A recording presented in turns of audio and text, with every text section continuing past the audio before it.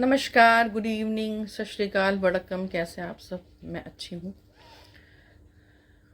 कहीं व्यस्त थी इसलिए स्टोरी नहीं डाल पाई। आज की स्टोरी बहुत स्पेशल, बहुत ख़ास है।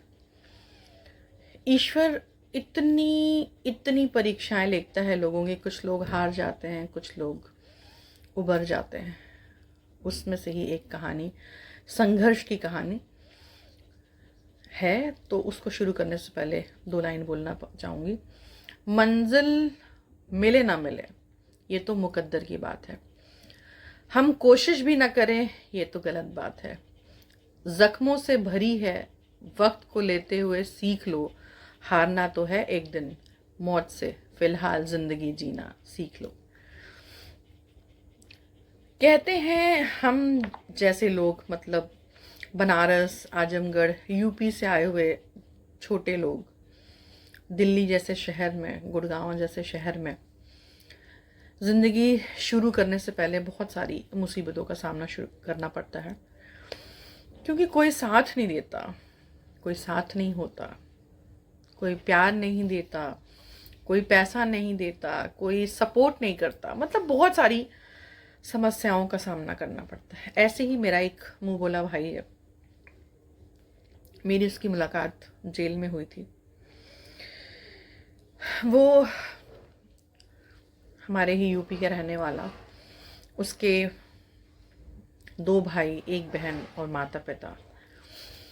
कहते हैं ना कि सभी बच्चों में से एक बच्चा ऐसा होता है जो अपने माता पिता की बहुत फिक्र करता है, उन पे बहुत जान छिड़कता है। ऐसा ही ये मेरा मुंह वाला भाई, जो अपने माता पिता से बहुत बहुत प्यार करता।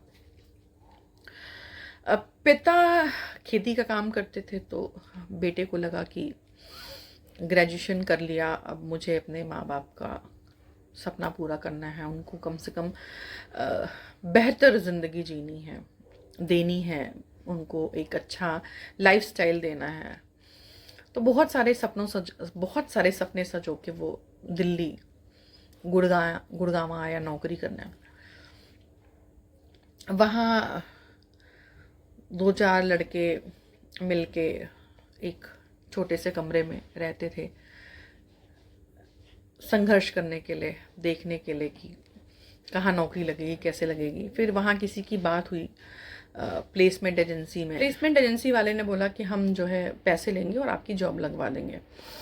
तो उन्होंने कहा ठीक है। फिर वो गया इंटरव्यू देने के लिए। तो वहाँ इंटरव्यू हो गया। डेटा एंट्री ऑपरेटर की जॉब की बात हुई थी, लेकिन उनकी वैकेंसी, उन्होंने बोला कि 15 दिन बाद हम आपको ज्वाइन कराएंगे, 15 दिन तक आप कुछ और कर लो। यहाँ उसका एक एक दिन काटना मुश्किल हो रहा था, क्योंकि घर वाले बहुत उम्मीदों से उसका इंतज़ार कर रहे थे, तनख्वाह का इंतज़ार कर रहे थे कि मेरा बेटा कमा के कुछ पैसे भेजेगा। उसने बोला एजेंसी वाले को, आप मेरी कहीं भी जॉब लगवा दो, कैसी भी जॉब लगवा दो, मुझे सरवाइव करना है, मुझे कुछ करना है, तो आप कहीं भी लगा दो। तो उन्होंने कहा कि ठीक है, मारुति कंपनी में आपकी जॉब लगवा देते हैं, वहाँ हेल्पर की जॉब लग जाएगी। तो उन्होंने कहा ठीक है, वहाँ जॉब लग गई। ज़िंदगी में इतनी उम्मीदें, इतनी खुशी कि चलो आज फाइनली मेरी जॉब लग गई और मैं अपने घर वालों को सपोर्ट कर पाऊँगा। उसने ज्वाइन कर लिया, बहुत अच्छे से, मेहनत से, लगन से उसने काम किया। 6 महीने बाद ही उसकी पोस्ट जो है अपग्रेड कर दी गई, असिस्टेंट की जॉब लग गई उसकी। वक्त बहुत अच्छे से गुजर रहा था। उसको अपनी बहन के शादी के पैसे जोड़ने थे, क्योंकि शादी के बाद अक्सर लड़के जो है बदल जाते हैं, मतलब भाभियाँ भाइयों को अलग कर देती हैं, ऐसा लोगों का मानना है। या चिक चिक ना हो, बेटा समझदारी से अलग हो जाता है, ताकि बैलेंस बना रहे, परिवार और पत्नी के बीच बैलेंस बना रहे। ये इसने जॉब की, बहुत शिद्दत से 2 साल जॉब की, इसने बहन की शादी कराई, सब अच्छा हुआ। वक्त गुजरता रहा, इसके सपने पंख लेने लगे कि अब मैं अपने माता पिता को दिल्ली लाऊंगा, उनको एक अच्छी ज़िंदगी दूंगा, वगैरह वगैरह। फिर एक दिन एक दुर्घटना घट जाती है। वहाँ स्टाफ और अथॉरिटी के बीच झगड़ा हो जाता है और एक सुपरवाइज़र मर जाता है झगड़े में।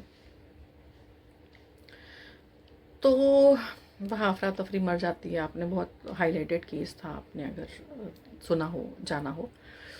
उसके बाद अफरा तफरी मचने के बाद ये डरा सहमा, क्योंकि अभी चंद दिन हुए थे छोटी जगह से आए हुए, तो कभी कुछ देखा नहीं ऐसा, और अचानक से ऐसी विषम परिस्थिति आ गई तो खुद को नियंत्रित करना बहुत मुश्किल हो जाता है। उसने सोचा कि मैं फटाफट घर निकल जाता हूँ और मैं किसी भसोड़ी में नहीं पड़ता, किसी परेशानी में नहीं पड़ता, क्योंकि मुझे आगे अपने माँ बाप को, अपनी बहन को देखना है। वो स्टेशन जाता है। स्टेशन में पुलिस आ जाती है और लगभग 132 लोग अरेस्ट होते हैं, जिन पे 302, 307 बहुत सारे धाराएं लगती हैं। ये जेल जाता है और मानो इतना टूट सा गया था कि मैं इस दिन रात के लिए तो दिल्ली नहीं आया था, इस दिन रात के लिए तो गुड़गांव नहीं आया था, अपने शहर से दूर नहीं आया था। मुझे अपने माँ बाप के सपने पूरे करने थे, मुझे अपने सपने पूरे करने थे। ये कहाँ फंस गया मैं। और वहाँ परिस्थितियों को झेल नहीं पा रहा था, वो उस सिचुएशन को देख नहीं पा रहा था। उसके मन में नाना प्रकार के सवाल थे। अब मेरे माँ बाप को कौन देखेगा, मेरे भविष्य का क्या होगा। इसी दौरान उसने किसी को दिल दे दिया, उससे प्यार हो गया और वो जेल आ गया। जेल में गुमसुम बैठना, खाना ना खाना, दिन रात उसको घर वालों की याद सता रही थी, अपने घर वालों की परिस्थिति को याद कर रहा था कि अब मैं जेल हो गया, अब कौन उनको सपोर्ट करेगा, कौन उनको ध्यान रखेगा। नाना प्रकार के सवाल उसके मन में थे। बहुत परेशान था। वहाँ उसको एक एनजीओ मिलती है, उससे उसकी बातचीत होती है। वो अपने आप को, अपनी एनर्जी को चैनलाइज करने के लिए उनसे जुड़ता है, उनके साथ डांस करता है, बहुत सारे कार्यक्रम में हिस्सा लेता है। और एक दिन उसके घर वाले उससे मिलने आते हैं, तो वो अपने घर वालों से गले लग के बहुत रोता है कि मैंने कुछ नहीं किया। उसके पिताजी ने उसको मोरल सपोर्ट दिया, मैं जानता हूँ बेटा तुमने कुछ नहीं किया, तुम परेशान क्यों हो रहे हो, जेल तो बड़े बड़े नेता गए हैं, है ना, लाल बहादुर शास्त्री गए हैं, गांधी जी गए हैं, बहुत सारे लोग गए हैं। जो लोग जेल गए इसका मतलब ये नहीं बेटा उन्होंने गुनाह किया है। ईश्वर आपकी परीक्षा ले रहा है और आपको अपनी परीक्षा में पास होना है, तो तुम परेशान मत हो, हम सब तुम्हें छुड़ा लेंगे, तुम छूट जाओगे। उस दिन जाके उसको लगा कि हाँ, मेरे साथ मेरे घर वाले हैं मुझे सपोर्ट करने के लिए। तो उसको एक हिम्मत आ जाती है कि उसको कुछ करना है। उसने हिम्मत नहीं हारी और अपने उस वक्त को वो यूटिलाइज करता है और अपने आप को बिजी रखता है, डांस करता है, बहुत सारी एक्टिविटीज़ में पार्टिसिपेट करता है। देखते देखते वक्त गुजरता गया, 3 साल बीत गए और इन सभी लोगों को हाई कोर्ट से बेल मिल गई और ये बाहर आ जाता है। लेकिन ये बाहर आके आप समझ नहीं सकते, जब एक बंदा जेल से बाहर निकलता है, सोसाइटी एक्सेप्टेंस का डर, परिवार वालों का प्यार का डर कि वो मुझे उस निस्वार्थ से भाव से मुझे गले लगाएंगे नहीं लगाएंगे, मेरे व्यक्तित्व पे प्रश्न चिन्ह उठाएंगे नहीं उठाएंगे, बहुत सारे सवाल। मैं जेल जाती हूँ तो मैंने देखा है कि अच्छे अच्छे टूट जाते हैं। फिर ये घर जाता है, घर रहता है 10-15 दिन, इसको लगता है कि अब कैसे क्या करूँ, मुझे जॉब कौन देगा, मेरे ऊपर तो जेल का टैग लग गया है, मैं क्या करूँगा, कैसे करूँगा। और इधर बीच जिससे वो प्यार करता था उससे मिलने जाता है। उसके घर वालों ने उसकी तारीख शादी की तय कर दी होती किसी और से, पर इसको अपने प्यार पे बहुत भरोसा रहता है और उसके प्यार को इसके ऊपर बहुत भरोसा रहता है। उन्होंने एक दूसरे से वादा किया कि हम उसी दिन पे शादी करेंगे जिस दिन मेरी शादी तय है। ये वापस आता है, उसी एनजीओ से ये संपर्क करता है, इसकी जॉब लगती है, ये दोबारा जीवन शुरू करता है बहुत ही संघर्ष के बाद। उसके बाद ये अपनी बहन से बहुत अटैच रहता है। वक्त गुजरता गया, ये अच्छे से मन लगा के काम करता गया। ज़िंदगी बेहतर होनी शुरू हुई। फिर इसकी बहन के हस्बैंड ने, मतलब इसके जिया जी ने उनको छोड़ दिया, जबकि इसकी बहन बहुत सुंदर, बहुत सुशील, बहुत अच्छी थी। उसकी 6 साल की बेटी भी थी, मतलब है। जिया जी ने छोड़ दिया तो उसने बोला कोई बात नहीं दीदी, छोड़ दिया तो छोड़ दिया, हम तेरे लिए दूसरा रिश्ता करेंगे, तुझे ज़िंदगी यहीं ख़त्म नहीं होती, तू अपने पैर पे खड़ी रह, कुछ कर, अपनी बच्ची पाल, हमारे साथ रह, कोई दिक्कत नहीं, तुझे टेंशन लेने की ज़रूरत नहीं है, मैं ज़िंदा हूँ अभी।